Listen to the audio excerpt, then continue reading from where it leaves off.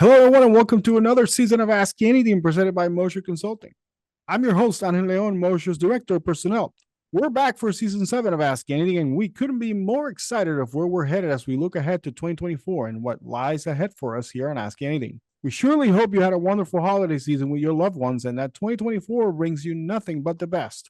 Today's episode is a special one as we're going to be commemorating World Braille Day, a day that celebrates the life-changing impact of Louis Braille's invention and the accessibility it has brought to the millions of visually impaired individuals worldwide. Today, we have the privilege of speaking with Tom, one of our consultants here at Moser Consulting, who has firsthand experience with the power of Braille. Tom Coburn is an IT consultant for Moser Consulting. He was born with Rubella, a condition that can cause individuals to be born with blindness, deafness, or mental challenges. Despite lifelong vision of 2100, he overcame that significant challenge to utilize his knowledge of computer information systems. Tom finally faced becoming totally blind in 2020 during the COVID-19 pandemic, which meant he didn't learn Braille until later in life. He is facing this new obstacle by continuing to learn Braille today. Tom has 10 years of previous call center experience under his belt and brings not only technical expertise, but also excellent communication skills to his work. His ability to adapt and thrive despite any challenges makes him a valuable member of the Moser Consulting team. And I certainly can't thank him enough for being with us today. So, Tom, how are you? I'm doing well. Thank you for asking. Appreciate it. Well, again, welcome to Ask Anything. We certainly appreciate your time and being with us today. I know for a fact that you actually work a different shift for us normally than what most of our employees work. So I appreciate you being here this morning recording with us. No problem. It was my pleasure. So, Tom, let's start with how Braille has impacted your life. What role does Braille play in your daily activities? Well, the biggest thing that I use Braille for is to label things around my home. I know most people don't think about this, but when you are blind, you can't see things like medicine labels or, just basic things around the house that most people don't think about. What I do is I use Braille to label different medicine bottles. I have different types of medicine that I take, and I have labels in Braille for all that kind of stuff. For those of you who don't know much about Braille, Braille is a combination of raised dots. Each number, letter, and punctuation mark in Braille is a combination of 6 dots. There's 3 dots on the left side and 3 dots on the right side. And this 6-dot combination they call a cell, and each letter, number, and punctuation mark is a combination of the 6 dots. If you take those 6 dots and put them in different combinations, there are actually 64 different combinations of those 6 dots. On top of that, which is what I've been taking the time to learn, is Braille takes up more space on the page than print does. And because of that, they try to break down different words and sentences and things into shorter forms they call contractions. And there are 185 different Braille contractions. So, like, for instance, Braille, the word Braille in Braille is the letters BRL. The same thing with, go is GO, but the word but is just the letter B. And then they also have shorter form words like .5 on one cell, and then the word C, which means, cannot. So they've got, so those 2 cells represent a longer word. So they've got 185 different ones of those. So once I'm able to learn those, then I can take my Braille skills even further by reading Braille in books and maybe bank statements and things like that. I can start requesting those things be sent to me in Braille. That's very interesting. I did not know that the amount of the dots had a combination and how you can combine them to make up the letters, the numbers, and all that. That's really interesting. Yeah, so Braille is typically on paper. It's a special kind of paper. It's like a little bit thicker paper than most people would think about. And then a company like Moser Consulting, just as an example, can request that their publications, emails, and that kind of thing can be set up to be printed in Braille. There's a company here in town called Bosma Enterprises that can translate for you print into Braille format. They also have this stuff called Braille tape that you can purchase from Amazon or different vendors. You can put into what is called a slate and stylus. It's a way to put Braille onto sticky tape, and then you just write with a slate and stylus onto that tape, and then you just take the sticky stuff off the back, and then cut it in the size that you need and stick it onto whatever you need. Myself, I use it for medicine bottles. I use it to label DVDs around my house. I even anything that I need to know what it is, I typically use that. On top of that, the Braille has been used lately it used to be back in the 1800s and 1900s, Braille was primarily used for paper. But nowadays, Braille has been used for so many other things. They use it in the technology field now for these things called Braille displays.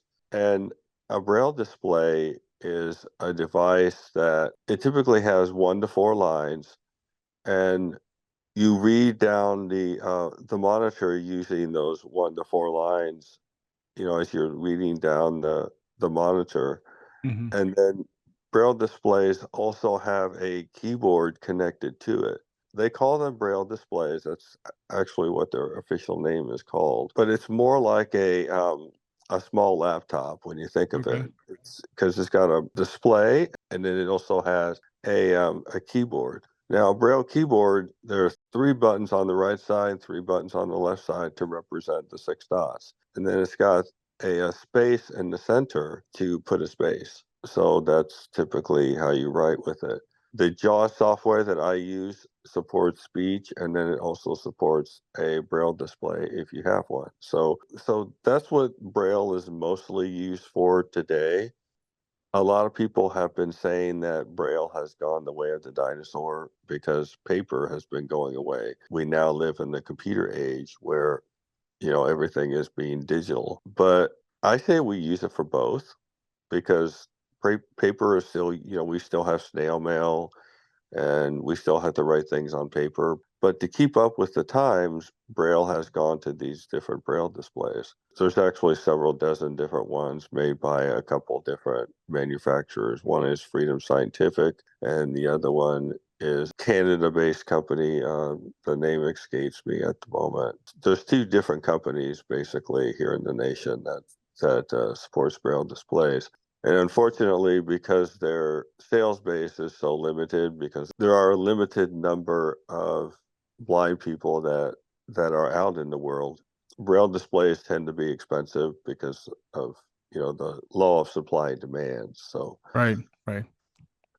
Actually so seen them in action at the School for the Blind and Visually Impaired here in Indianapolis. We did some consulting and some partnering with them, and they actually hooked one up to a computer and showed it to me. And the bottom of it, I think it was, they referred to it. I don't know if it's the same as a Braille display, but it was a Braille reader. And what it would do was it would interpret the text on the page, and it was a bar that you attached to the bottom of your keyboard or laptop. And as it scrolled through, there were a series of like metal raises, like the 6 dots in metal, and they yes, would change to relay the information that was on the screen. And that was fascinating to me. yep, So I don't and know then how you set the pacing for it, Hmm. or if you how you indicate like I'm ready for the next word or the next line, but it would change at the bottom so you could feel as the text scrolled through and you could read along on the page. So that was really cool.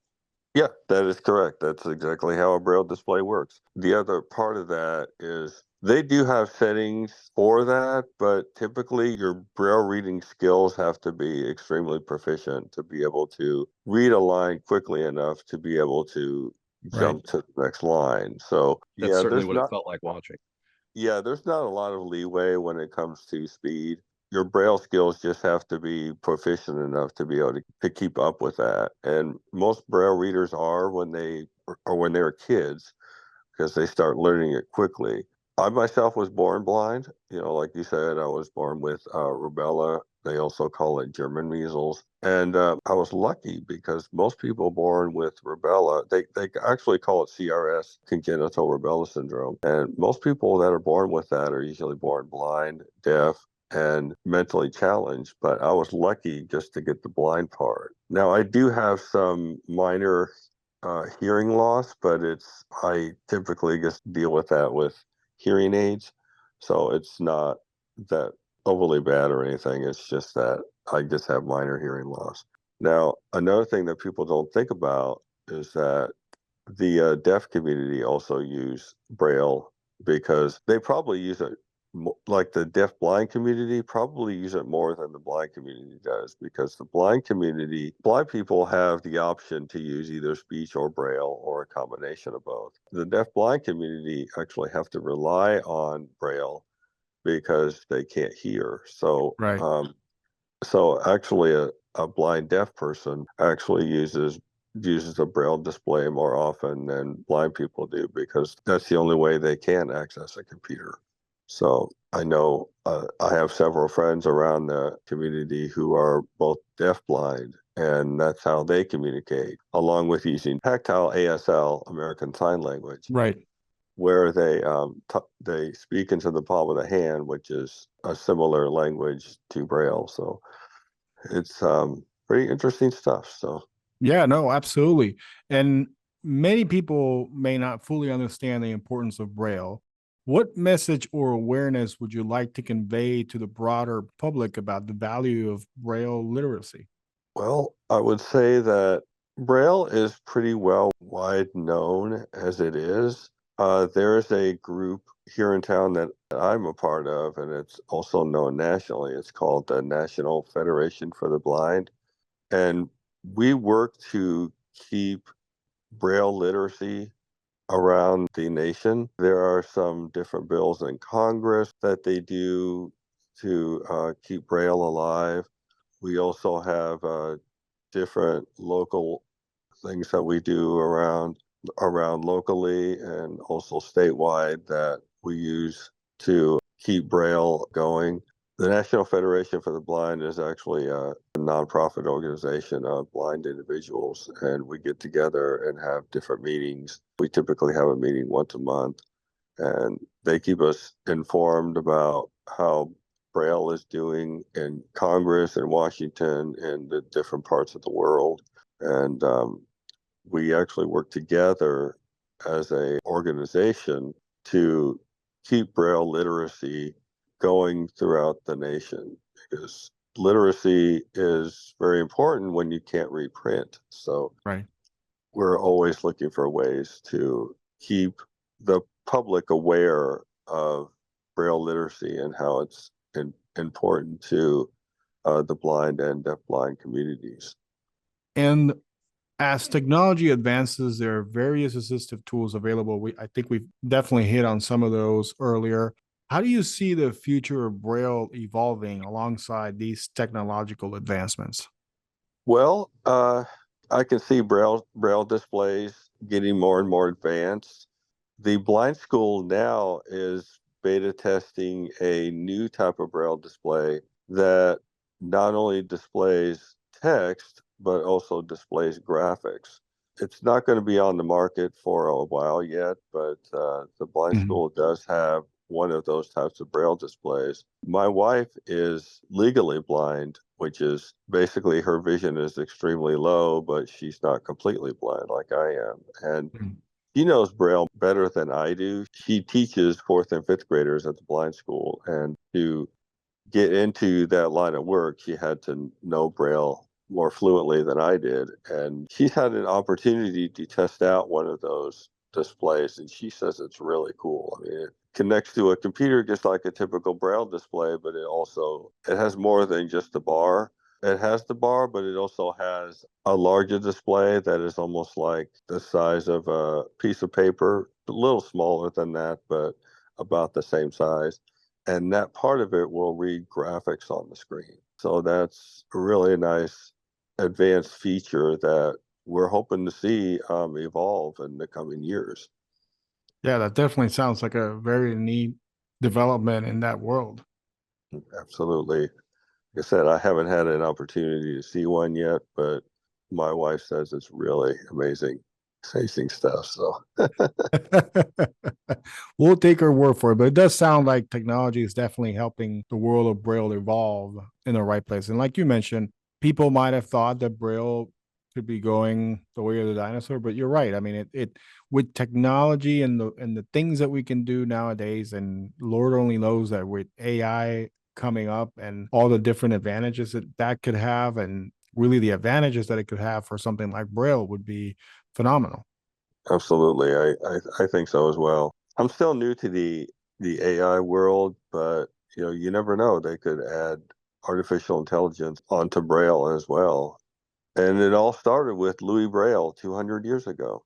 He invented Braille when he was 15, and January 4th was the day that he invented Braille and changed the world as we know it today. So A great deed indeed. So, to end our episode and our talk, obviously, World Braille Day is not only a celebration, but also an opportunity to advocate for accessibility. In your opinion, what steps can be taken to ensure that Braille remains a vital and accessible means of communication? well, I think it's mostly regarding advocacy with a company like Moser. When I started with Moser, I had to step forward and advocate for myself because Moser isn't exactly a company that has, a bunch of different blind people. It's not like working for Bosma Enterprises, who pretty much employs all blind people. I was the first blind and visually impaired employee they had. So I had to step forward and advocate for myself as to what I needed. I told them right away that I needed a copy of JAWS. I don't know what they had to do on their end to make that happen, but they provided me the software. There's a lot of employees out there who work in different roles who are not so lucky. I myself had to had those different opportunities in the past and was not able to get the accommodations that I needed because the company was not willing to put forth those accommodations even after I advocated for myself. Moser has really been a great company when it comes to allowing the accommodations that I need and also working together as a team to get those things in place. I never asked them for a Braille display because I know that Braille displays are thousands of dollars, and I already felt bad about asking for the accommodations that I did because I know they can be quite expensive. I know the initial cost of JAWS is, I don't remember the exact figure, but it's around the 1200 range. And, I felt bad asking for that. I also know that the cost goes down over time. Like it's a $1,200 initial cost, but then it's like $300 a year after that, which is much more reasonable. They don't know that yet because I haven't been with the company that long yet, but they'll soon find that, once you have JAWS and the years roll on, the cost for it is much more manageable, much more reasonable. So, basically, continue advocating for that accessibility, making sure that accommodations are made for individuals who obviously have a need like you did, and we were able to provide that accommodation to you, and we're able to hopefully provide many more during the years to come. So, Tom, it's been a pleasure to talk with you today here on Ask Anything. We really appreciate your time again, and thank you sincerely for being with us today. You're very welcome. The last thing I would say is that if you are a blind and visually impaired individual thinking about working for Moser, I would definitely say go for it.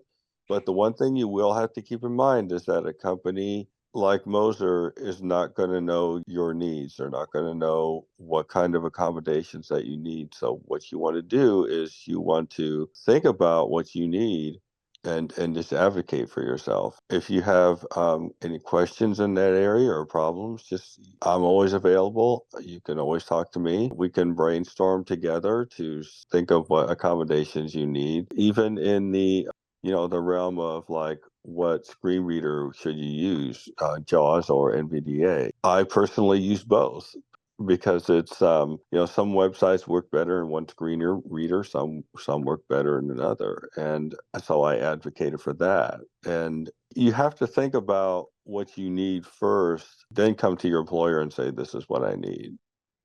All right. Well, Tom, thank you again. We certainly appreciate your time. You're very welcome. Have a great day. Thank you for listening in to this week's edition of Ask Anything presented by Moser Consulting.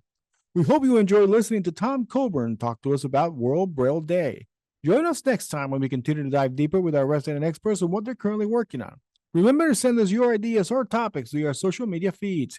In the meantime, please remember to give us a rating and subscribe to our feed wherever you get your podcasts. Until then, so long, everybody.